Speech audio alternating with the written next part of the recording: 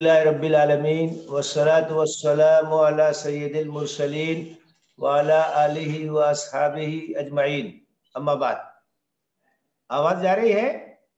ہاں جی، الحمدللہ آ رہی ہے، الحمدللہ بالکل صحیح ہے۔ اعوذ باللہ من الشیطان الرجیم، بسم اللہ الرحمن الرحیم۔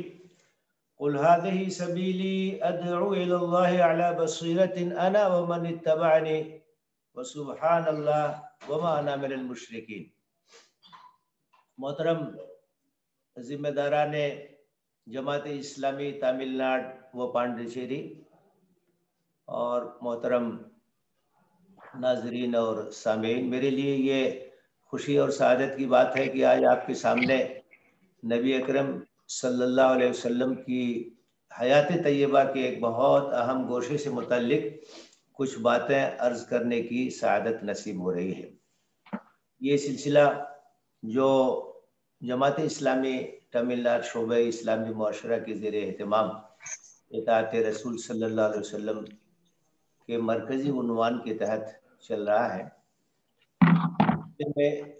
آج میری گفتگو کا جو موضوع ہے وہ ہے رسول اکرم صلی اللہ علیہ وسلم کا طریقہ دعوت۔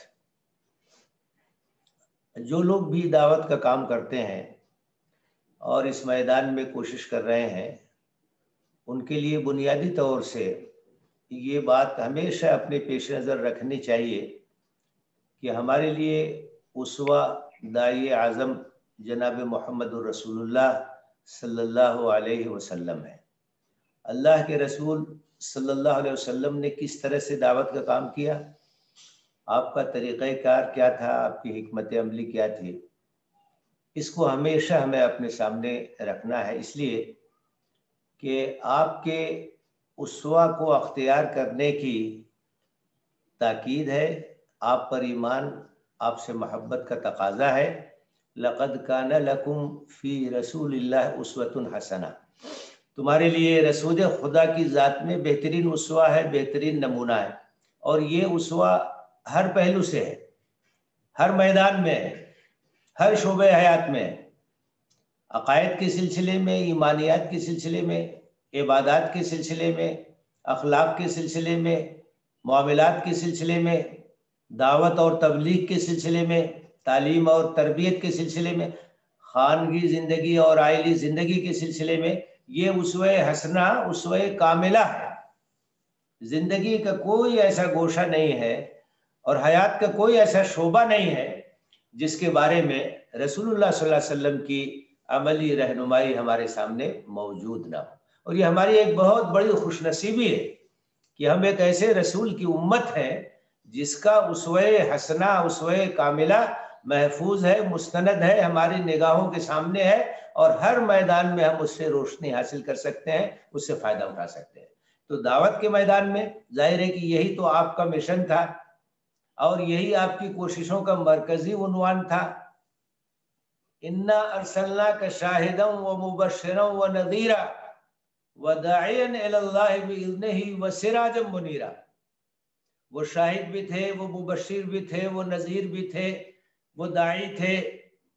تو ان کی زندگی کا سب سے جو ابھرا ہوا پہلو ہے اور ان کا جو بنیادی مشن ہے وہ دعوت اللہ ہے۔ تو دعوت کے سلسلے میں ان کے اسوہ حسنہ کو سامنے رکھنا، ان کے طریقہ کار کو سامنے رکھنا، یہ ہمارے لیے انتہائی ضروری ہے۔ سب سے پہلا جو نقطہ ہماری نگاہوں کے سامنے واضح رہنا چاہیے وہ یہ ہے کہ دعوت ہے کیا ہے؟ یہ دعوت کیا ہے؟ قرآن مجید میں اللہ تعالیٰ نے انبیاء کی دعوتوں کا ذکر کیا ہے اور مختلف انبیاء کا تذکرہ ہے، اور مجموعی حیثیت سے ایک بات قرآن مجید میں کہی گئی ہے وَلَقَدْ بَعَثْنَا فِي كُلِّ أُمَّةٍ رَسُولًا، ہر امت میں ہم نے رسول بھیجا، ہر امت میں، ہر قوم میں، ہر زمانے میں ہم نے رسول بھیجا، لیکن ان کا پیغام کیا تھا، ان کی دعوت کیا تھی، ان کا میسج کیا تھا، کیا پیغام لے کر کے آئے، کیا دعوت انہوں نے پیش کی، اس کا ذکر اسی آیت میں آگے کیا گیا ہے اَنِ اعْبُدُوا اللَّهَ وَاجْتَنِبُوا الطَّاغُوتَ، کہ اللہ کی عبادت کرو اور غیر اللہ کی عبادت سے باز آ جاؤ۔ بندگی رب کی دعوت، خدائے واحد کے سامنے اپنے سر کو جھکانے کی دعوت، فرما برداری کی دعوت، توحید کی دعوت، یہی دعوت ہے جو تمام انبیاء لے کر کے آئے، اور سب سے آخر میں جناب محمد رسول اللہ صلی اللہ علیہ وسلم اسی دعوت کو لے کر کے آئے۔ تو یہ دعوت کا کنسپٹ بالکل واضح ہونا چاہیے۔ یہ توحید کی دعوت ہے، اللہ کی بندگی کی دعوت ہے، خدا واحد کے سامنے اپنے سر کو جھکانے کی دعوت ہے، اور غیر اللہ کی پرستش سے باز آنے کی دعوت۔ تو یہاں توحید کا اس بات ہے اور شرک کا ابطال ہے، شرک کی نفی۔ پورے قرآن مجید میں یہی مرکزی پہلو ہے جس کو نمایاں کیا گیا، اور اللہ کے رسول صلی اللہ علیہ وسلم نے اسی پیغام کو اور اسی دعوت کو لوگوں کے سامنے پیش کیا، اور اسی میں آپ نے محنت کی۔ دوسری بات ہمارے ذہن میں یہ واضح ہونے چاہیے کہ یہ دعوت کئی پہلو سے بہت اہم ہے، داعی کے پہلو سے بھی اور مدعو کے پہلو سے بھی۔ داعی کے پہلو سے یعنی امت کے لوگوں کے پہلو سے اس کی اہمیت یہ ہے کہ اس کے بغیر ہمارے وجود کا مقصد پورا نہیں ہو سکتا ہے۔ ہم اس دعوت کے امین ہیں، ہم اس دعوت کے پاسبان ہیں۔ اللہ کے رسول صلی اللہ علیہ وسلم کی رسالت سب کے لیے ہے، آپ کے پیغام تو سب تک پہنچانا یہ ہماری اور آپ کی ذمہ داری ہے۔ تو یہ ایک ایسا سوال ہے، ایک ایسی ذمہ داری ہے جس کا تعلق ہمارے مقصد وجود سے ہے۔ کنتم خیر امت اخرجت للناس تأمرون بالمعروف وتنہون عن المنکر۔ بہترین امت ہو تم، بہترین امت ہو جسے لوگوں کے لیے اٹھایا گیا ہے، لوگوں کے لیے برپا کیا گیا ہے، لوگوں کے لیے پیدا کیا گیا ہے۔ تمہارا کام یہ ہے کہ تم بھلائی کا حکم دیتے ہو، برائی سے روکتے ہو، اور اللہ پر تمہارا ایمان۔ تو اس کا تعلق یہ کوئی ضمنی چیز نہیں ہے، یہ کوئی نفلی چیز نہیں ہے کہ چاہے تو کریں تو چاہے تو نہ کریں، بلکہ ایک ایسی چیز ہے جو ہمارے وجود کا مقصد ہے۔ اور اگر ہم نے یہ کیا تو ہم خیر امت ہیں، اگر ہم نے یہ نہیں کیا تو ہم خیر امت نہیں۔ اور اس کے بارے میں اللہ تعالیٰ کے یہاں ہمیں جواب دہی کرنی ہوگی۔ فَلَنَسْأَلَنَّ الَّذِينَ مُرْسِلَ إِلَيْهِمْ وَلَنَسْأَلَنَّ الْمُرْسَلِينَ۔ اللہ تعالیٰ قوموں سے بھی پوچھے گا، رسولوں سے بھی پوچھے گا، قیامت کے دن سب کو جواب دینا ہوگا۔ تو اس فریضے کے بارے میں ہم کو اللہ کے ہاں جواب دہی کرنی ہے، اس لیے اس کی نزاکت کا اور اس کی جو سنگینی ہے اس کا احساس ہونا چاہیے۔ بہت بڑی ذمہ داری۔ اور مدعو کے پہلو سے بھی اس کی اہمیت ہے کہ وہ ہمارے جیسے انسان ہیں۔ اگر ہم ان کو اللہ کا پیغام نہیں پہنچائیں گے، تباہی کے راستے سے بچانے کی کوشش نہیں کریں گے، تو وہ دنیا میں بھی نقصان اٹھائیں گے، آخرت میں بھی نقصان اٹھائیں گے۔ ہمارے بھائی ہیں، سب آدم اور حوا کے اولاد۔ تو جو ہمدردی ہونی چاہیے ایک انسانی بھائی ہونے کے ناطے، اس کا بھی تقاضا یہ ہے کہ اللہ کا پیغام ان تک پہنچانے کی ہم کوشش کریں۔ بنیادی جو نقطہ ہے آج ہماری گفتگو کا وہ یہ ہے کہ رسول اللہ صلی اللہ علیہ وسلم کا دعوت کا طریقہ کیا تھا، اور آپ نے دعوت کا کام کس طرح سے کیا۔ کیونکہ ہم یہ چاہتے ہیں کہ نبی صلی اللہ علیہ وسلم کی پیروی ہم کریں دعوت کے سلسلے میں، اور ہم بھی ان طریقوں کو اختیار کریں، ان راستوں کو اختیار کریں جو رسول اللہ صلی اللہ علیہ وسلم نے اختیار کیا۔ اس سلسلے میں چند نکات میں آپ کے سامنے پیش کروں گا۔ سب سے پہلی بات اور سب سے بنیادی بات یہ ہے کہ نبی صلی اللہ علیہ وسلم کی طریق دعوت میں ہمیں جو چیز ملتی ہے وہ ہے علی وجہ البصیرت دعوت۔ یہ دعوت پورے شرح صدر کے ساتھ ہونی چاہیے اور پورے اطمینان کے ساتھ ہونی چاہیے۔ سورہ یوسف میں اللہ تعالیٰ ارشاد فرماتا ہے، قل، اے نبی کہہ دیجئے، اعلان کر دیجئے، ہذہ سبیلی، یہ میرا راستہ ہے، ادعو الی اللہ، میں اللہ کی طرف بلا رہا ہوں، دعوت الی اللہ کا کام کر رہا ہوں، علی بصیرت، پوری بصیرت کے ساتھ، پورے شرح صدر کے ساتھ، پورے اطمینان کے ساتھ، انا ومن اتبعنی، میں بھی یہ کام کر رہا ہوں، میرے متبعین بھی یہ کام کر رہے ہیں، صحابہ بھی یہی کام کر رہے ہیں، ہر مسلمان داعی ہے، ہر امتی داعی ہے، ہر مومن داعی ہے، اس کو اس کام کو کرنا ہے، اس پیغام کو آگے پہنچانا ہے۔ تو اس آیت میں ایک جو خاص پہلو ہے وہ ہے علی بصیرت۔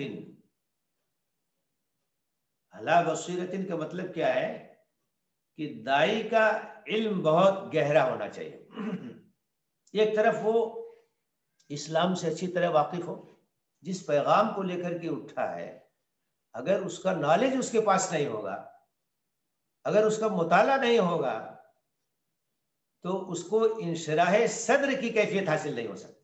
اور دعوت کا کام بغیر انشراح صدر کے، اطمینان قلب کے، یہ نہیں ہو سکتا. تو رسول اللہ صلی اللہ علیہ وسلم کے اسوہ دعوت سے ہمیں یہ بات ملتی ہے کہ داعی کا مطالعہ بہت گہرا ہونا چاہیے، بہت عمیق ہونا چاہیے، بہت اچھا ہونا چاہیے. ایک طرف اسلام کا مطالعہ اور دوسری طرف جاہلیت کو بھی وہ جانے، غیر اسلام کو بھی وہ جانے.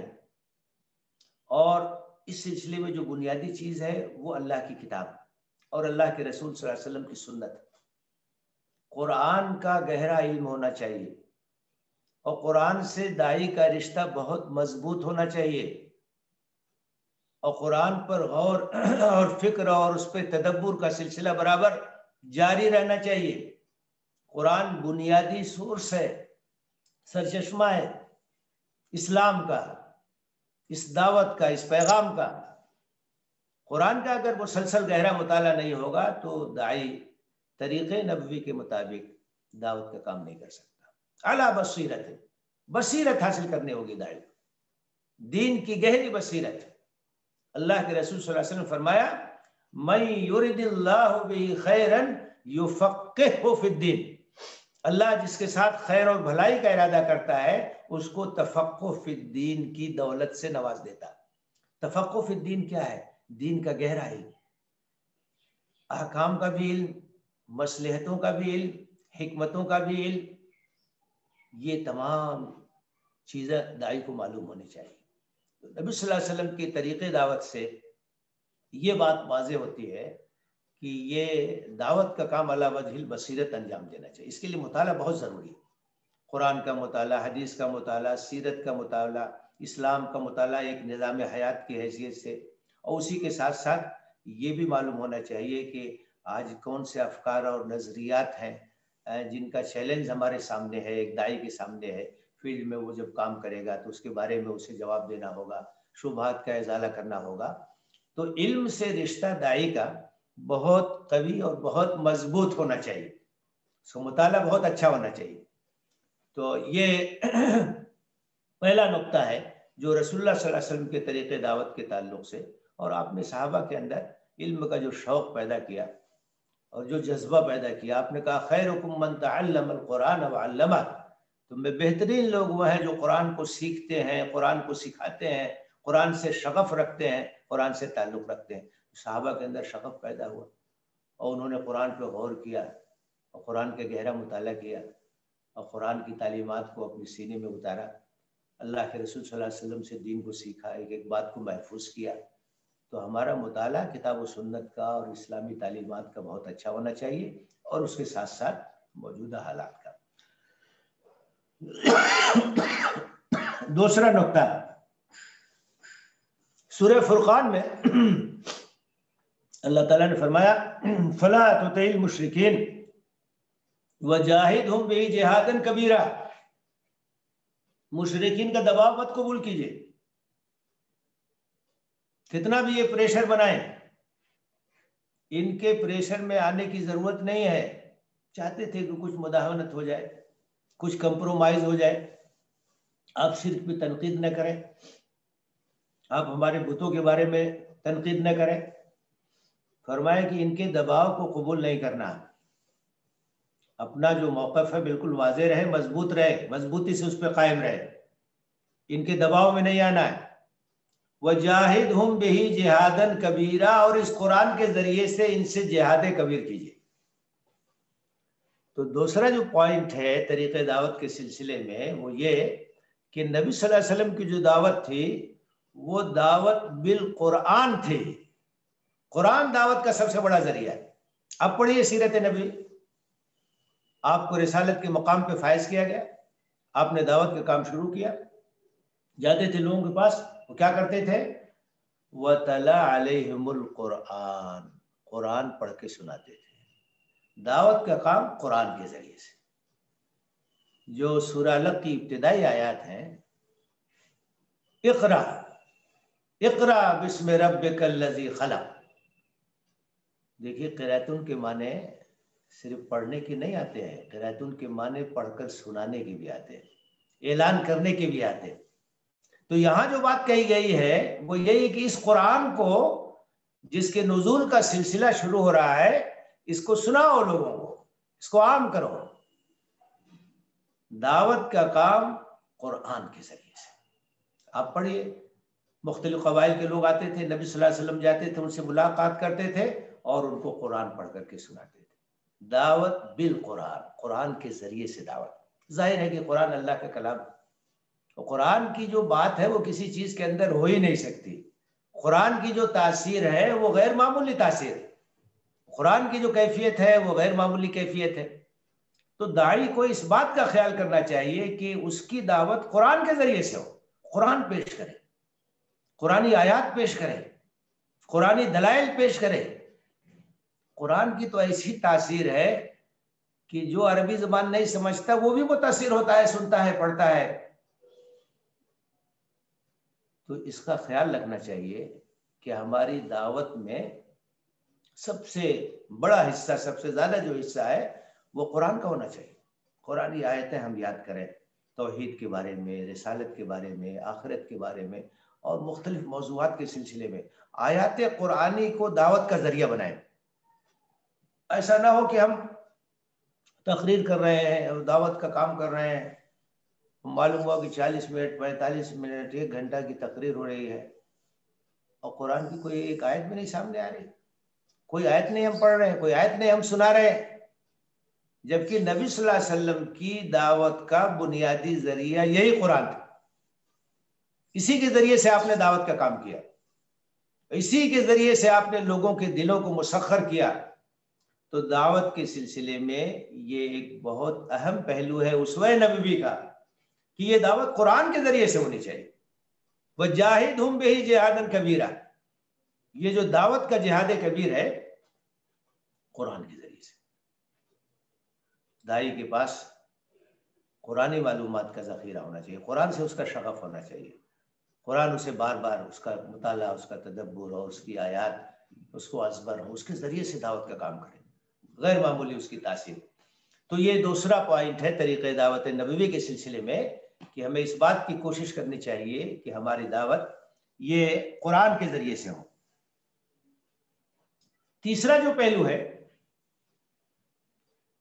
وہ پہلو یہ ہے کہ داعی کو اپنی دعوت کا عملی نمونہ ہونا چاہیے۔ اللہ کے رسول صلی اللہ علیہ وسلم کی سیرت سے ہمیں یہ بات معلوم ہوتی ہے کہ آپ نے جو پیغام لوگوں کے سامنے پیش کیا، آپ نے جو دعوت لوگوں کے سامنے پیش کی، سب سے پہلے آپ خود اس کی عملی تصویر تھے۔ اور دعوت کی فضیلت کے سلسلے میں جو آیت کریمہ ہے اس میں بھی اس کی طرف صاف رہنمائی موجود ہے۔ وَمَنْ أَحْسَنُ قَوْلًا مِّمَّنْ دَعَا إِلَى اللَّهِ وَعَمِلَ صَالِحًا وَقَالَ إِنَّنِي مِنَ الْمُسْلِمِينَ۔ اس سے بہتر کس کی بات ہو سکتی ہے جو اللہ کی طرف بلائے؟ دعوت اللہ سے بہتر کوئی بات نہیں، کوئی پیغام نہیں، کوئی کام نہیں۔ تو اس سے بہتر کس کی بات ہو سکتی جو اللہ کی طرف بلائے؟ وَعَمِلَ صَالِحًا، نیک عمل کرے۔ جس دعوت کو لے کر کے اٹھا ہے اس کی وہ تصویر ہو، اس کے قول اور فعل میں تضاد نہ ہو۔ اگر ایسا ہوگا تو اس کی دعوت میں کوئی اثر نہیں ہوگا۔ نبی کریم صلی اللہ علیہ وسلم نے جس پیغام کو لوگوں کے سامنے پیش کیا، جس دعوت کو لوگوں کے سامنے پیش کیا، آپ اس کا نمونہ تھے۔ وَأَنَا أَوَّلُ الْمُسْلِمِينَ، سب سے بڑھ کر کے، سب سے پہلے، سب سے آگے بڑھ کر کے اس پر عمل کرنے والے، کوئی انگلی نہیں اٹھا سکتا تھا کہ آپ جس پیغام کو پیش کر رہے ہیں آپ کی زندگی اس سے خالی، کوئی نہیں کہہ سکتا تھا۔ آپ کو سب کہتے تھے کہ صادق ہے، امین ہے۔ آپ کو اخلاق پر، آپ کے کردار پر، آپ کی زندگی پر، آپ کی سیرت پر، آپ کے کیریکٹر پر کوئی انگلی نہیں اٹھا سکتا تھا۔ یہ ایک بہت اہم پہلو ہے دعوت کے سلسلے میں، طریقے دعوت کے سلسلے میں۔ داعی کو اپنی دعوت کا نمونہ ہونا چاہیے۔ آپ نے اگر عبادات کی دعوت دی، آپ نے لوگوں سے کہا کہ اللہ کی عبادت کرو، آپ نے لوگوں سے کہا کہ قیام کرو، نماز پڑھو، اللہ سے اپنے تعلق کو مضبوط کرو، تو خود آپ کا حال یہ تھا کہ تہجد کی نماز میں اتنا لمبا قیام کرتے تھے کہ آپ کے قدم مبارک سوج جاتے تھے، اور اس سلسلے میں جب آپ کو توجہ دلائی گئی کہ آپ اتنی محنت کیوں کرتے ہیں، تو آپ نے کہا افلا اکون عبدا شکورا، میں اللہ کا شکر گزار بندہ نہ بنوں، اللہ کی اتنی نعمتیں ہیں تو ان کا تقاضا یہ ہے کہ میں اللہ کا شکر ادا کروں۔ تو اپنے کردار کے ذریعے سے، اپنی زندگی کے ذریعے سے، اپنے عمل کے ذریعے سے دعوت کا کام ہوتا ہے۔ اللہ کے رسول صلی اللہ علیہ وسلم کہ اسوہ دعوت سے ہمیں یہ بات ملتی ہے کہ آپ اپنی دعوت کا ایک نمونہ تھے، اس کی چلتی پھرتی تصویر تھے۔ لما تقولون ما لا تفعلون، ایسا نہیں ہونا چاہیے کہ ہم پیغام تو بہت اچھا پیش کریں، دعوت جو ہے بہت اچھی پیش کریں، تعلیمات بہت اچھی پیش کریں، اور ہماری زندگی اس سے خالی ہو، خود ہمارا ضمیر ملامت کرے گا، ہماری باتوں میں کوئی اثر نہیں ہوگا۔ تو اللہ کے رسول صلی اللہ علیہ وسلم کہ اسوہ دعوت سے یہ بات ہمیں معلوم ہوتی ہے کہ داعی کو اپنی دعوت کی چلتی پھرتی تصویر ہونا چاہیے، اس کا عملی نمونہ ہونا چاہیے، اس کی زندگی سے اس کا ثبوت ملنا چاہیے۔ نمبر 4، نبی صلی اللہ علیہ وسلم کو قرآن مجید میں اس بات کی ہدایت کی گئی کہ حکمت اور موعظت حسنہ کے ساتھ آپ دعوت کا کام کیجیے۔ ادع الی سبیل ربک بالحکمت والموعظۃ الحسنہ وجادلہم باللتی ہی احسن، آپ اسی کے لحاظ سے دعوت کا کام کرتے ہیں، حکمت کے ساتھ دعوت کا کام، اچھی نصیحت کے ساتھ دعوت کا کام، کب کیا بات کہنی ہے، کس سے کیا بات کہنی ہے۔ آپ دیکھیے سیرت میں ہمیں ایک چیز ملتی ہے کہ ایک ہی طرح کے سوالات کیے گئے آپ سے، لیکن مختلف مواقع پر آپ نے مخاطب کے لحاظ سے، حالات اور ضروریات کے لحاظ سے الگ الگ جوابات دیے۔ کوئی آ کے پوچھ رہا ایُّ الاسلام خیر، کہ سب سے اچھا عمل کون سا ہے، تو اس کے جواب میں کہیں آپ نے سب سے پہلے نماز کا ذکر کیا ہے، کہیں آپ نے اطعام طعام کا ذکر کیا ہے، کہیں صلہ رحمی کا ذکر کیا ہے۔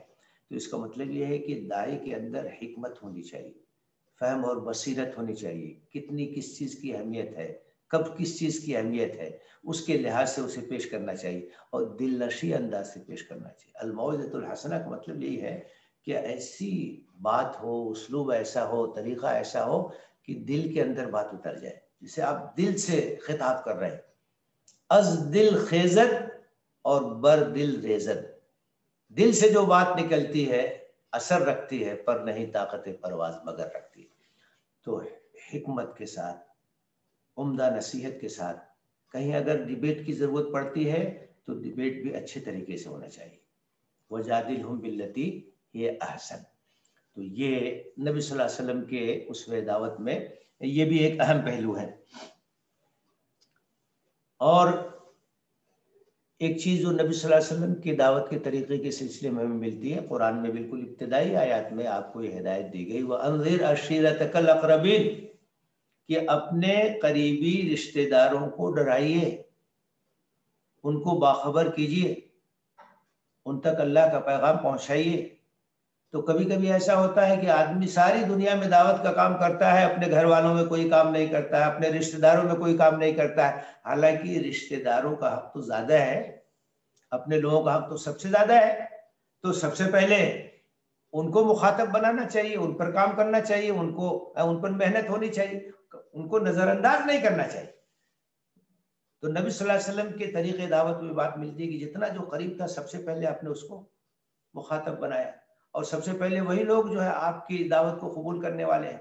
آپ کی رفیق حیات حضرت خدیجہ رضی اللہ تعالیٰ عنہ سب سے پہلے مسلمان وہ ہوئی، سب سے پہلے وہ ایمان لائی۔ آپ کے انتہائی قریبی ساتھی حضرت ابوبکر صدیق رضی اللہ تعالیٰ عنہ یہ سابقین اولین میں سے۔ آپ کے آزاد کردہ غلام حضرت زید جو آپ کے بڑے قریبی تھے، السابقون الاولون میں سے۔ حضرت علی بن ابی طالب رضی اللہ تعالیٰ عنہ جو کہ آپ کی زیر سرپرستی تھے، اولین لوگوں میں سے ہیں جو لوگ اسلام لائے۔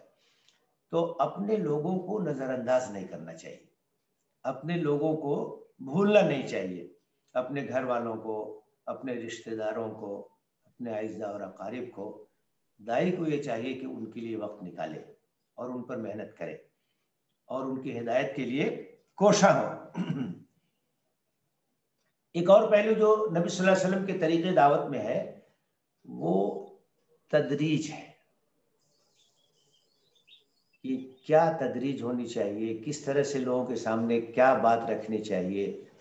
حضرت معاذ بن جبل رضی اللہ تعالیٰ عنہ کو آپ نے یمن کی طرف بھیجا تو آپ نے کہا کہ سب سے پہلے ان کو ایمان کی دعوت دینا، اگر وہ ایمان لے آئیں، اس کو مان لیں، تو اس کے بعد کہنا کہ 5 وقت کی نمازیں فرض ہیں، اس کے بعد اگر اسے مان لے تو بتانا کہ زکوٰۃ کا فریضہ ہے۔ تو دعوت میں بھی ایک تدریج ہوتی ہے، ایک ترتیب ہوتی ہے، اور ترتیب اور تدریج کو ملحوظ رکھنا چاہیے داعی کو۔ یہ نہیں کہ ایک ہی وقت میں تمام باتیں اور تمام چیزیں۔ ابھی ہمیں عقائد پہ زور دینے کی ضرورت ہے تو توحید، آخرت، رسالت، ان سب چیزوں کو ان کے ذہن میں اتاریں۔ ہر چیز میں ایک ترتیب ہوتی ہے، ایک تدریج ہوتی ہے، اور نبی صلی اللہ علیہ وسلم کے طریقے دعوت میں یہ بات ہمیں ملتی ہے کہ آپ ایک ترتیب کے ساتھ، تدریج کے ساتھ، رفتہ رفتہ دعوت کے مضمون کو اور اس کے مشتملات کو لوگوں کے سامنے پیش کرتے تھے۔ ایک اور پہلو جو آپ کے طریقے دعوت میں ہے وہ یہ ہے کہ جتنے میسر ذرائع اس وقت حاصل تھے اپنے پیغام کو پہنچانے کے لیے، ان سب کو آپ نے اختیار کیا۔ آپ نے اپنے قریبی لوگوں کو بلایا، ان کے سامنے پیغام رکھا، آپ کو صفا کی بلندی پہ چڑھ گئے اور لوگوں کی آواز دے، لوگ اکٹھا ہو گئے اور ان کے سامنے آپ نے دعوت کا پیغام رکھا۔ حج کا موسم آتا تھا، مختلف علاقوں سے قبائل کے وفود آتے تھے، لوگ آتے تھے، ان سے جا کے ملتے تھے، ان کے سامنے پیغام رکھتے تھے۔ آپ طائف گئے، جو بھی اس وقت ذرائع تھے ان تمام ذرائع کو آپ نے اختیار کیا۔ انفرادی طور پہ بھی ملاقاتیں کرتے تھے اور مجلسوں میں بھی جاتے تھے، اور ان کی مجلسوں میں ان کے سامنے بیٹھتے تھے، ان سے بات چیت کرتے تھے اور اللہ کا پیغام ان کے سامنے رکھنے کی کوشش کرتے تھے۔ تو آپ کے اس عمل سے یہ بات معلوم ہوتی ہے کہ داعی کو یہ چاہیے کہ اس کے زمانے میں جو بھی ذرائع میسر ہیں اور جو بھی وسائل حاصل ہیں ان سب کو اپنی دعوت کے لیے استعمال کریں۔ مثال کے طور پر آج جو ہے یہ انفارمیشن ٹیکنالوجی کا زمانہ ہے، اس وقت دیکھیے زوم پر یہ پروگرام ہو رہا ہے، تو ان تمام ذرائع کو، سوشل میڈیا کے جو ذرائع ہیں، ان تمام ذرائع کو دعوت کے لیے، اپنے پیغام کو عام کرنے کے لیے استعمال کرنا چاہیے۔ سنت یہ ہے، اسوہ نبوی یہ ہے کہ اپنی بات پہنچانے کے لیے کامیاب طریقے سے جو بھی ذرائع میسر ہیں، جو وسائل میسر ہیں، ان کا حسن استعمال داعی کو کرنا چاہیے، تمام چیزوں کو استعمال کرنا چاہیے اور اللہ کے پیغام کو عام کرنے کے لیے جد و جہد کرنی چاہیے۔ ایک اور پہلو جو نبی صلی اللہ علیہ وسلم کے طریقے دعوت میں ہے وہ یہ ہے کہ جو لوگ دعوت کو قبول کرتے ہیں ان کی تربیت اور ان کے تزکیے کا پورا اہتمام ہونا چاہیے، جس کو ہم آج کی اصطلاح میں یہ کہہ سکتے ہیں کہ توسیع کے ساتھ استحکام کا بھی پورا دھیان ہونا چاہیے۔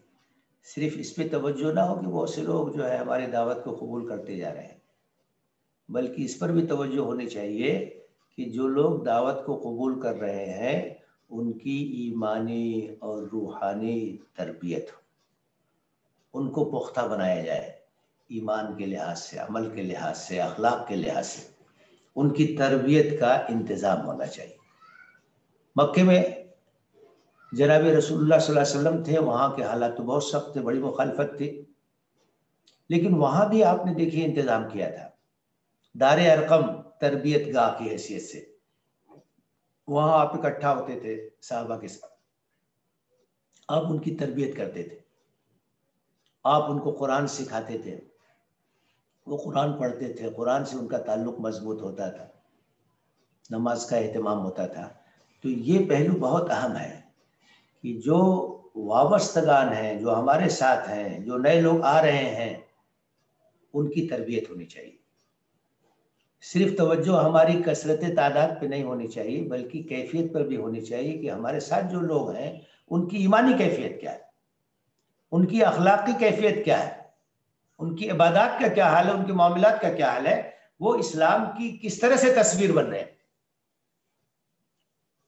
تو یہ پہلو بھی بہت اہم ہے کہ جو بھی دعوت کو قبول کرنے والے ہیں یا پہلے سے جو لوگ ہمارے ساتھ ہیں، ہم ان کی اچھی تربیت کریں اور ان کو اچھا اسلامی تعلیمات کا نمونہ بنائیں. ہر طرح سے ان کی سیرت کی تعبیر کی کوشش اور اس کی جدوجہد ہونی چاہیے.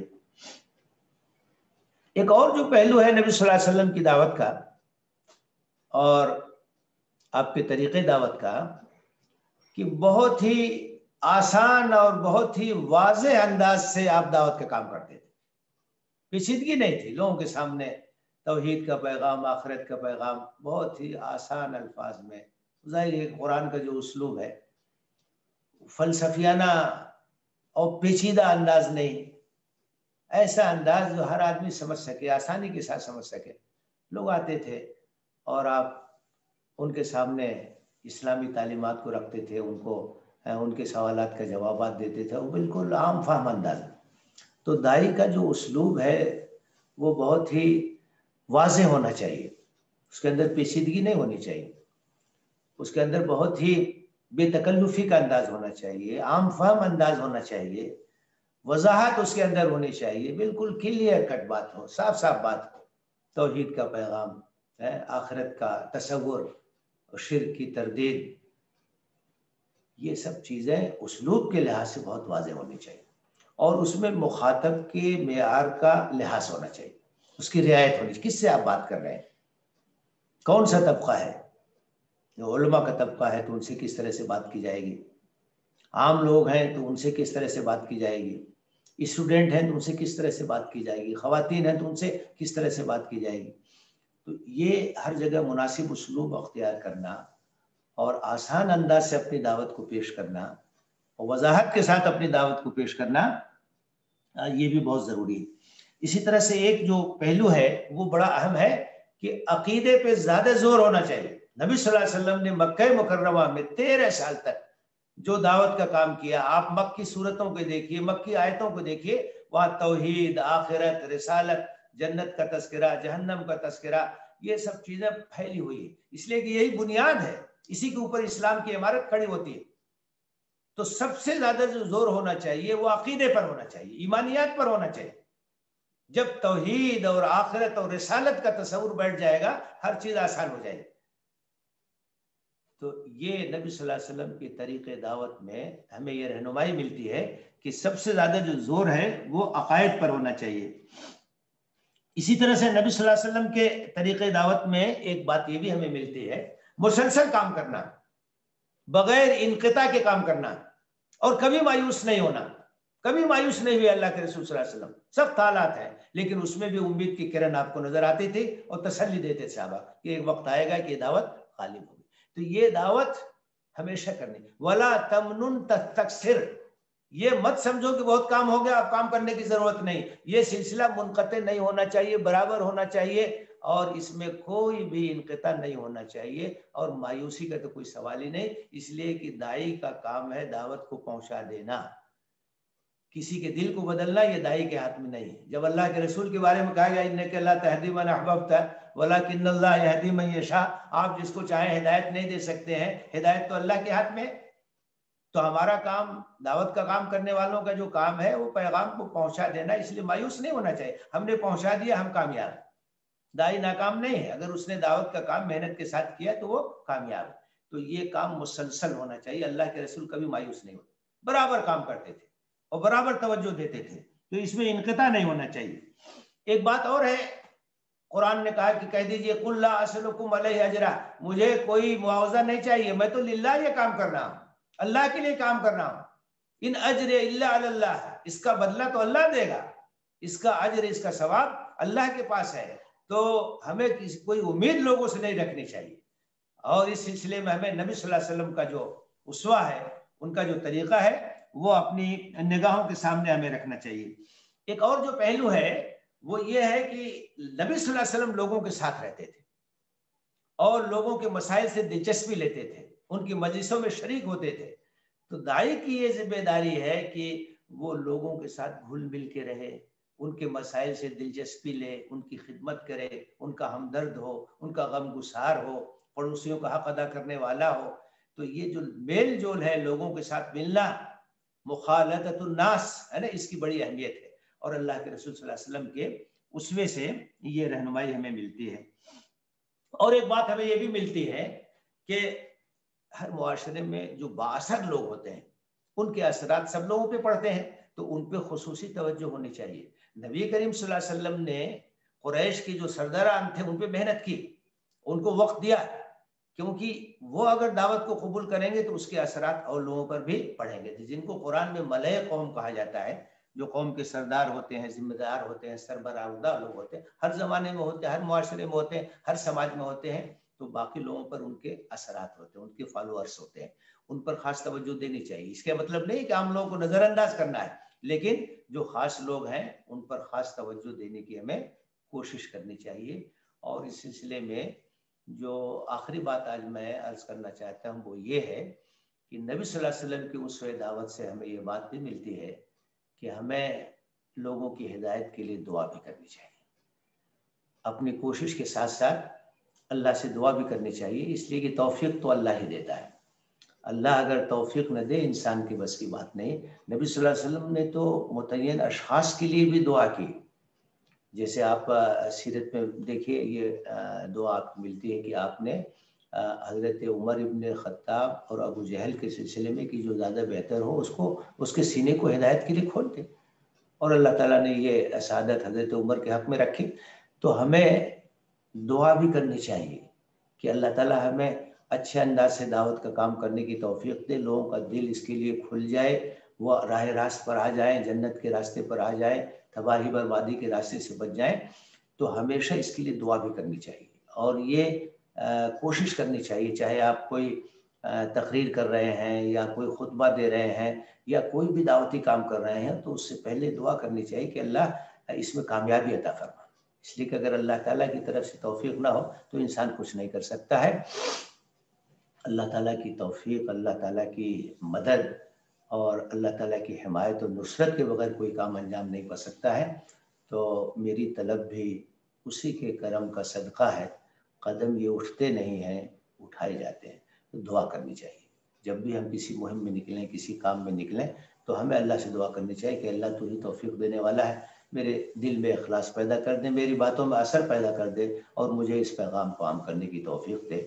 تو ہمیں نبی صلی اللہ علیہ وسلم کی سیرت کا اس پہلو سے برابر مطالعہ کرنا چاہیے کہ آپ کس طرح سے دعوت کا کام کرتے تھے اور کس طرح سے آپ نے اللہ کا پیغام دل سوزی کے ساتھ لوگوں تک پہنچایا. وہی راستہ ہمارے لیے کامیابی کا راستہ ہے اور وہی راستہ اس دعوت کو کامیابی کی منزل تک پہنچانے والا راستہ ہے. اللہ سے دعا ہے کہ ہمیں دعوت کے سلسلے میں اسوہ حسنہ کو سامنے رکھنے کی توفیق دے اور نبی صلی اللہ علیہ وسلم کے طریقے دعوت سے فائدہ اٹھانے کی توفیق دے. آمین. وآخر دعوانا ان الحمد للہ رب العالمین. جزاک اللہ خیر، احسن جزا. مولانا محترم نے بہت ہی اچھے انداز میں ہمارے سامنے باتیں رکھی کہ ایک دائی کے لیے کیا چیزیں ضروری ہیں، آپ صلی اللہ علیہ وسلم کے اسوہ حسنہ کو اس معاملے میں کس طرح ہمیں اپنانا چاہیے. ہم قرآن سے دعوت دیں، قرآن پر غور و فکر ہماری ہو. نبی صلی اللہ علیہ وسلم جس طرح جن باتوں کی طرف دعوت دیتے تھے، عمل بھی کرتے تھے، تو ہم پہلے اس پر عامل ہو. گھر والوں کو ہم سب سے پہلے دعوت جو ہے دیں، اور جن کو ہم دعوت دیتے ہیں ان کے ساتھ ہم رہیں، ان کے مسائل سے ہماری دلچسپی ہو. اور بے شمار باتیں آپ نے الحمدللہ ہمارے سامنے رکھی. اب سوالات جوابات کا موقع ہے. موضوع کے متعلق جو ہے آپ سوال کریں. اب سوالات کا موقع ہے. السلام علیکم ورحمۃ اللہ وبرکاتہ. وعلیکم السلام ورحمۃ اللہ وبرکاتہ. مولانا، دشوار گزار اوقات کے موقع پر دعوت کا عمل کیسے کیا جائے؟ حالات چاہے کیسے بھی ہو، ظاہر ہے کہ مکے سے زیادہ سخت حالات تو کبھی نہیں آ سکتے، لیکن نبی صلی اللہ علیہ وسلم نے اس ماحول میں بھی کام کیا اور اللہ تعالیٰ نے آپ کی حفاظت فرمائی. تو ہمیں مایوس تو کبھی نہیں ہونا چاہیے، کتنے بھی حالات دشوار ہوں. اس پیغام کو ہمیں کام کرنا ہے، دعوت کا کام کرنا ہے، اور اس سلسلے میں ہماری جو دل سوزی ہے، ہماری جو ہمدردی ہے، وہ اصل میں کام آتی ہے. اور اس سلسلے میں اللہ سے دعا بھی کرنی چاہیے. تو خاص طور سے مکی زندگی کا مطالعہ بار بار کرنا چاہیے، اس لیے کہ وہاں کے حالات تو انتہائی سخت ہے. آپ جانتے ہیں کہ 3 سال تک تو شیب ابی طالب میں آپ کا بائیکاٹ ہوا اور اپنے خاندان والوں کے ساتھ آپ رہے، پتے تک چبانے کی نوبت آ گئی. لیکن ان سب چیزوں کے باوجود جو کام تھا وہ جاری رہا. تو وہاں سے حوصلہ ملتا ہے اور وہاں سے ہمیں رہنمائی ملتی ہے کہ حالات چاہے جیسے بھی ہوں، صبر کے ساتھ، محبت اور دلسوزی کے ساتھ اس کام کو کرنا ہی کرنا ہے. السلام علیکم ورحمۃ اللہ. وعلیکم السلام. یہ دعوت کا پہلو میں پہلی خدمت ہونی چاہیے یا دعوت پہلا پیش کیا جانا ہے؟ نبی صلی اللہ علیہ وسلم امین اور صادق کے نام سے اور خدمت کے پہلو سے آپ صلی اللہ علیہ وسلم کی وہ سیرت سے وہ بات معلوم ہوتی ہے. تو پہلے خدمت کا پہلو زیادہ ہونا چاہیے، یا ویسے عیسائیوں کے درمیان بھی یہی بات زیادہ یہاں مقبول ہے کہ وہ خدمت زیادہ کرتے ہیں، جس کی وجہ سے ان کی یہاں دعوت کا کام زیادہ ہوتا ہے. ہمارے یہاں اس پہلو سے کیا کوئی ایسا ہے کیا؟ دیکھیے، جہاں تک خدمت خلق کی بات ہے تو یہ تو اسلام کی ایک بہت نمایاں تعلیم ہے، اور قرآن میں، حدیث میں اس بات کو واضح کیا گیا ہے کہ ایمان کا لازمی اثر یہ ہے کہ آدمی لوگوں سے ہمدردی رکھے گا، ان کے دکھ درد میں شریک ہوگا اور ان کی ہر ممکن خدمت کرنے کی کوشش کرے گا. یہ ایمان کا لازمی تقاضا ہے. لیکن اس میں آگے پیچھے کا مسئلہ نہیں ہے، یہ تو ہمیں مسلسل کام کرنا ہے. خدمت کے جو مواقع میسر ہیں وہ کام ہمیں کرنا ہے. لیکن ایک بات یاد رکھنی چاہیے کہ عیسائی مشنریوں کی طرح سے ہمیں خدمت اس لیے نہیں کرنا ہے کہ اس کے ذریعے سے ہم ان کے اوپر اثر انداز ہو جائیں. خدمت اس لیے کرنا ہے کہ وہ ایک انسان ہے. خدمت اس لیے کرنا ہے کہ وہ اللہ کی مخلوق ہے. خدمت اس لیے کرنا ہے کہ ہم پر فرض ہے کہ ہم لوگوں کی خدمت کریں. اور دعوت کا جہاں تک کام ہے ہر صورت میں ہم کریں گے، سب لوگوں کے اوپر کریں گے. تو یہاں آگے پیچھے کو کوئی مسئلہ نہیں ہے. خدمت انسانیت یہ تو ایک مسلمان کی شناخت ہے اور اس کی پہچان ہے، اسے کرنا ہی ہے. لیکن خدمت کا جو کام ہوتا ہے وہ تو اللہ کے لیے ہوتا ہے، بے لوث ہوتا ہے. یہ الگ بات ہے کہ اس کا نتیجہ یہ ہوتا ہے کہ ہم لوگوں سے خدمت کرتے ہیں تو ہمارے تعلقات ان سے استوار ہوتے ہیں، ہمارے غلط فہمیاں ان کی دور ہوتی ہیں. تو دعوت کا جو بنیادی کام ہے وہ تو ہمیشہ کرنا ہی کرنا ہے. اور خدمت اور دعوت سے کوئی ٹکراؤ بھی نہیں ہے، وہ ہمارے اخلاق کا تقاضا ہے کہ ہم لوگوں کے کام آئیں گے، مصیبت کی گھڑی میں ان کے ساتھ کھڑے ہوں گے، بلا تفریق مذہب و ملت کھڑے ہوں گے. وہ کام تو ہم کرتے رہیں گے. لیکن خدمت اس لیے نہیں کرنا ہے کہ اس کے ذریعے سے دعوت کے راستے ہموار ہو جائیں گے. اس لیے کرنا ہے کہ وہ اللہ کے بندے ہیں، اس لیے کرنا ہے کہ وہ مظلوم ہے، اس لیے کہ اللہ کو وہ پسند ہے. اور دعوت کا کام ہمیں ہر صورت میں اس لیے کرنا ہے کہ اللہ نے ہمارے اوپر اسے فرض کیا ہے. تو اسے کبھی چھوڑنا نہیں ہے، اس سے کبھی غافل نہیں ہونا ہے. یہ سب کام دونوں مسلسل ہوتے رہیں گے، برابر ہوتے رہیں گے. مولانا 2 میسیجز آئے ہیں.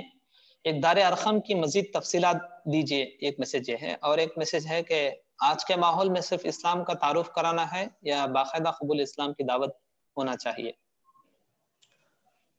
دار ارقم کے سلسلے میں دیکھیے، وہاں مکے میں چونکہ حالات بہت ہی سخت تھے تو وہ گھر ایک بہت مناسب جگہ پر واقع تھا، ایک طرف تھا، اور وہاں خاموشی کے ساتھ اکٹھا ہو سکتے تھے اور وہاں تربیت کا کام ہو سکتا تھا. تو سیرت کی کتابوں میں آپ دیکھیں گے تو اس کے بارے میں بہت سی تفصیلات ملیں گی. حضرت عمر ابن خطاب رضی اللہ تعالیٰ عنہ جب مسلمان ہوئے ہیں تو وہ جب گئے ہیں تو اللہ کے رسول دار ارقم میں تھے صحابہ کے ساتھ. تو اس کی تفصیلات سیرت کی کتاب میں مل جائے گی کہ دار ارقم کا محل وقوع کیا تھا، اس کا انتخاب کیوں کیا گیا تھا، وہاں اللہ کے رسول کس طریقے سے تربیت کرتے تھے، تزکیہ کرتے تھے. یہ ایک بڑا ایک اہم موضوع ہے. جس طرح سے مدینہ جانے کے بعد صفہ نبوی جو تھا مسجد نبوی میں وہ تربیت کا ایک مرکز تھا، اسی طریقے سے مکہ مکرمہ میں دار ارقم ایک مرکز تھا. اس پہلو سے ہمیں اس کا مطالعہ کرنا چاہیے. دوسرا سوال کیا تھا؟ میسج میں آپ نے بتایا کہ اور سوال کیا آیا ہے؟ سمیع اللہ صاحب بتائیے سوال. سمیع اللہ صاحب جی بول رہا ہوں. آج کے ماحول میں صرف اسلام کا تعارف کرانا ہے یا باقاعدہ قبول اسلام کی دعوت ہونا چاہیے؟ ہاں دیکھیے، دعوت تو یہی ہے کہ ہم ان کو صاف طور سے اسلام کا تعارف بھی کرائیں گے، یہ بتائیں گے کہ اس دعوت کو قبول کرو.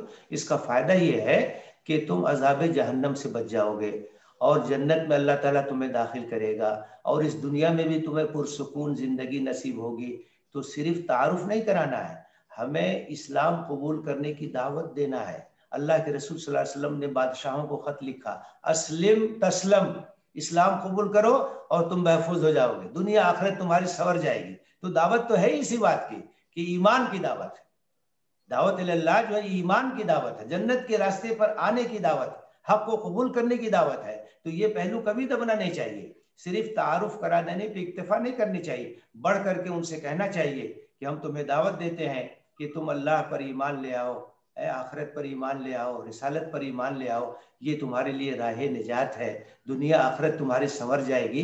तो ये तो लाजमन होना चाहिए, सिर्फ तारुफ पर इक्तफा करना इससे दावत का हक नहीं अदा होगा। बुनियादी बात यही है कि ये कामयाबी की दावत है दुनिया और आखिरत में, और ये जन्नत की तरफ बुलाने की दावत है, ईमान की दावत है। तो ये दावत तो मैदान जंग में भी अल्लाह के रसूल ने सिखाया। खैबर के मौके पर देखिए, जब आपने हजरत अली को भेजा, कहा कि सबसे पहले उनको ईमान की, इस्लाम की दावत दो। लअन यहदिय बिकल्ला वहदन खैरुल लक मिन हुमरिन नाम, और आपने कहा तुम्हारे जरिए से एक इंसान भी अगर हिदायत के रास्ते पर आ गया, जन्नत के रास्ते पर आ गया, तुम्हारे लिए सुर्ख ऊंटों के खजानों से ये बेहतर है। तो कबूल ईमान की दावत, ये पहलू बिल्कुल नुमाया होना चाहिए और इसको कभी भी नजरअंदाज नहीं करना चाहिए। अस्सलाम वालेकुम। वालेकुम अस्सलाम।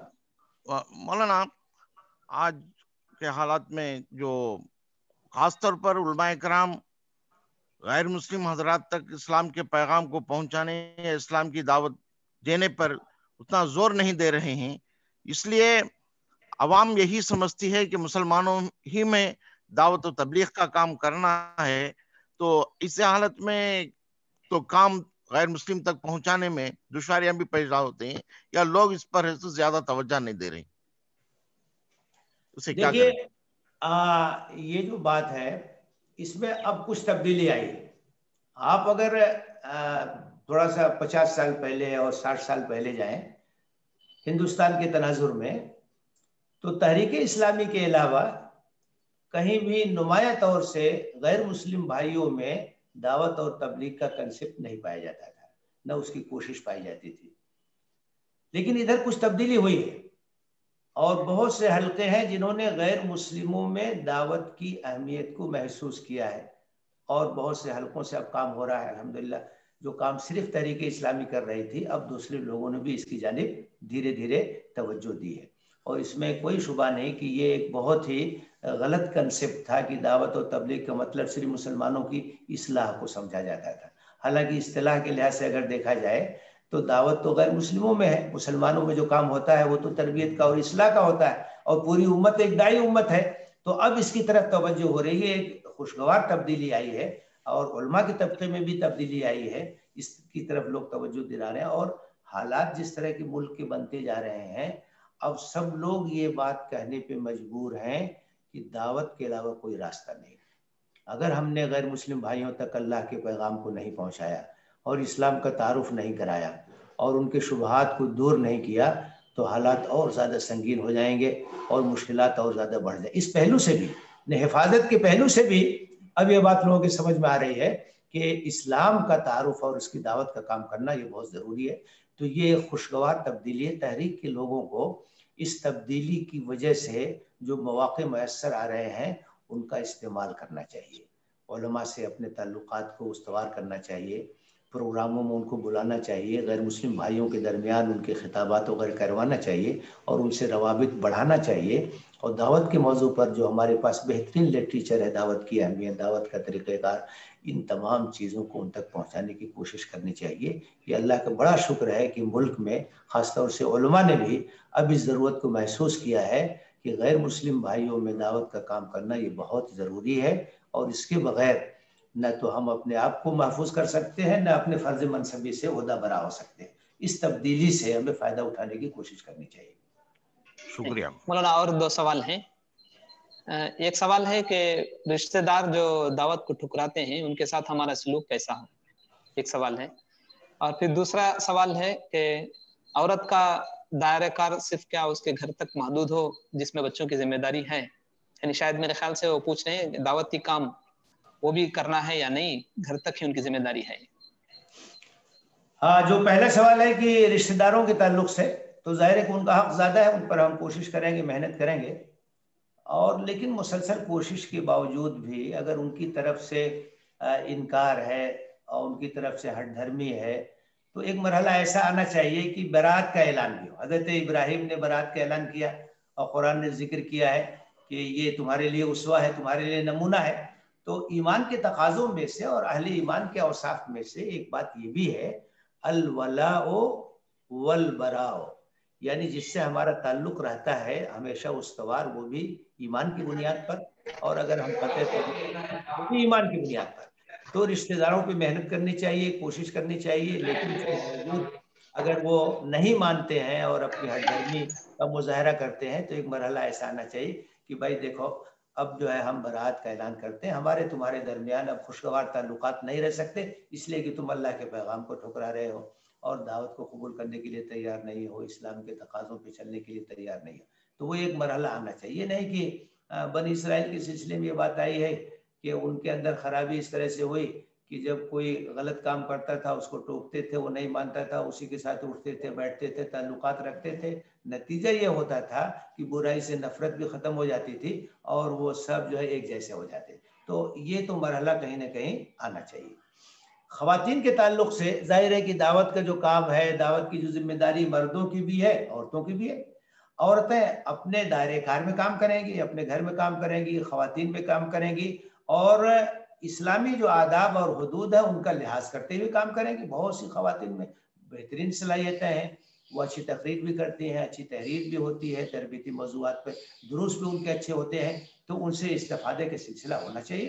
اور اس سلسلے میں جو بس شرط یہ ہے کہ جو آداب ہیں سفر کے تعلق سے، کہ محرم کے ساتھ سفر کرنا، پردے کے احکام کا لحاظ کرنا، یہ جو آداب ہیں ان کا لحاظ کرتے ہوئے خواتین جو ہے پورا کام کریں گے. ازواج مطہرات نے کام کیا، امہات المومنین نے کام کیا، صحابیات نے کام کیا اور انہوں نے اللہ کے پیغام کو پہنچانے کے لیے ہر طرح کی کوشش کی، تربیت کی، خواتین کو بنانے کی کوشش کی. تو ان کو جو ہے کام کرنا ہے. بس صرف شرط یہ ہے کہ جو بھی آداب اسلامی ہیں ان کا لحاظ کرتے ہوئے خواتین کو کام کرنا ہے. اور یہ دونوں کی ذمہ داری ہے. والمؤمنون والمؤمنات بعضهم اولیاء بعض یأمرون بالمعروف وینہون عن المنکر. مومن مرد بھی یہ کام کرتے ہیں، مومن عورتیں بھی یہ کام کرتی ہیں. امر بالمعروف اور نہی عن المنکر کا کام اور دعوت کا کام یہ سب کا ہے. سب اسلامی تعلیمات کو سامنے رکھتے ہوئے اس کام کو انجام دیں گے. جزاک اللہ. ایک آخری سوال ہے مولانا. پوچھا گیا ہے کہ یہ 40 دن جو چلا نکلتے ہیں یا فرض ہے، کیا ہے بالکل سوال ہے. یہ جو 40 دن کا طریقہ ہے تبلیغی جماعت میں، تو یہ ظاہر ہے کہ یہ کوئی ایسی منسوخ چیز نہیں ہے، نہ تو قرآن میں کہیں اس کا ذکر ہے، نہ تو احادیث سے کوئی اس طرح کی بات معلوم ہوتی. یہ تو اپنا ایک تجربہ ہے. مولانا الیاس رحمۃ اللہ علیہ نے اس طرح سے ایک علاقہ تھا، وہاں بڑی جہالت اور اس طرح کی چیز تھی، وہاں اپنے کام شروع کیا، ایک طریقہ کار اپنائے کہ اس طرح سے نکلیں گے تو ان کی تعلیم ہوگی، تربیت ہوگی. یہ کوئی ایسی چیز نہیں ہے کہ یہ ضروری ہو یا ایسا کوئی نصاب ہو. اللہ کے رسول صلی اللہ علیہ وسلم کی سیرت میں تو ہمیں یہ ملتا ہے کہ لوگ آتے تھے اور نبی صلی اللہ علیہ وسلم کی صحبت میں سیکھتے تھے اور چند دنوں کے بعد پھر آپ کہتے تھے کہ جاؤ اپنے گھر والوں کو جو سیکھا وہ سکھاؤ. تو وہاں کوئی ایسی بات نہیں ہے کہ 10 دن رہنا ہے، 20 دن رہنا ہے، 40 دن رہنا ہے، 50 دن رہنا ہے، ایسی کوئی بات نہیں. اپنے اپنے حالات کے لحاظ سے. اچھا وہاں طریقہ تو یہ تھا کہ نبی صلی اللہ علیہ وسلم کے پاس آتے تھے لوگ، مختلف علاقوں سے آتے تھے، مدینے میں قیام کرتے تھے، آپ انتظام کرواتے تھے، وہ ٹھہرتے تھے. کوئی 10 دن رہتا تھا، کوئی 15 دن رہتا تھا، کوئی 20 دن رہتا تھا. وہ خود آتے تھے، پھر وہ سیکھ کے جاتے تھے، اپنے قوم کے لوگوں کو سکھاتے تھے. یہ سسٹم تھا. تو طریقہ یہ ہونا چاہیے. تربیت گاہ ایک ایسی ہو جہاں مستند قسم کے لوگ ہوں، جو اہل علم ہوں، وہاں لوگ آئیں، نمائندے آئیں، سیکھیں اور واپس جا کر کے اپنے لوگوں کو سکھائیں. یہ طریقہ ہے. یہ نہیں کہ ہر آدمی جو ہے ایسے ہی نکل جائے، ہر آدمی تقریر کرنے لگے، ہر آدمی بیان کرنے لگے. بھائی ہمیں تو قرآن سنت کی روشنی میں کام کرنا ہے. تو قرآن سنت کا علم رکھنے والے وہی ان چیزوں کو بیان کریں گے. ہر آدمی کے اندر وہ صلاحیت نہیں ہوتی ہے، کس چیز کی کتنی اہمیت ہے وہ نہیں جانتا ہے. تو جو اصل طریقہ ہے نبی صلی اللہ علیہ وسلم کی سیرت سے، اس کو ہمیں دیکھنا چاہیے. مسجد نبوی مرکز تعلیم و تربیت، ہر جگہ سے لوگ آتے تھے، سیکھتے تھے. آج بھی اس طرح سے ہمیں جگہ جگہ اس طرح کی تربیت گاہیں بنانی چاہیے جہاں لوگ آئیں، سیکھیں، مستند لوگوں کے ذریعے سے سیکھیں اور اس کے بعد اسے لے جا کر کے لوگوں تک پھیلائیں. تو یہ جو 40 دن کی بات ہے، یہ نہیں کہ کسی حدیث میں یا کسی دس میں ایسی کوئی بات. جزاک اللہ خیر. احسن جزا. مولانا محترم نے हमारे सवालात का तशफ़ी बख्श जवाब भी आपने अता किया। अल्लाह ताला आप जज़ा खैर अता फरमाए। अब प्रोग्राम के आखिरी मरहले पर हम पहुँचते हैं। मैं मौलाना अब्दुल कादिर उमरी हफ़िज़हुल्लाह से दरख्वास्त करता हूँ कि वह हदीय तशक्कुर पेश फरमाएं।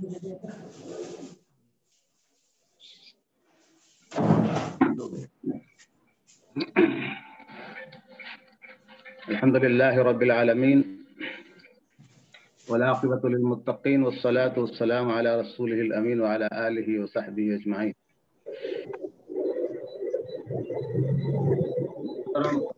अमीर हल्का हनीफा मुंबई साहब, नायब अमीर हल्का के सिराज अहमद साहब और मेहमान खुसूसी हजरत मौलाना